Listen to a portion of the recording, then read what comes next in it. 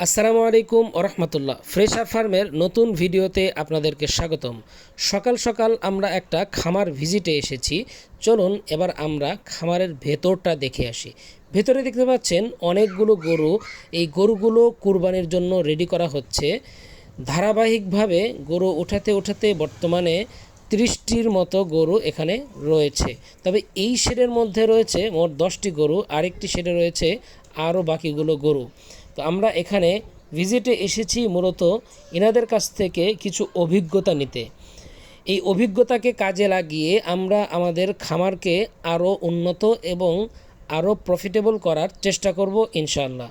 কারণ আমরা আপনাদেরকে সাথে নিয়েই আমাদের খামারটা পরিচালিত করতে চাচ্ছি, আমরা সামনে আগাতে চাচ্ছি।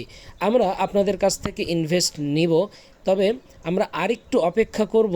যে ভুলগুলো আমরা এখন করছি এই ভুলগুলো যেন আপনাদের সাথে নিয়ে না করি, এজন্যই আমরা খামার ভিজিট করছি এবং অভিজ্ঞতা নিয়ে সেই অভিজ্ঞতাকে কাজে লাগিয়েই আমরা আমাদের নতুন পথ চলা আরম্ভ করব ইনশাআল্লাহ।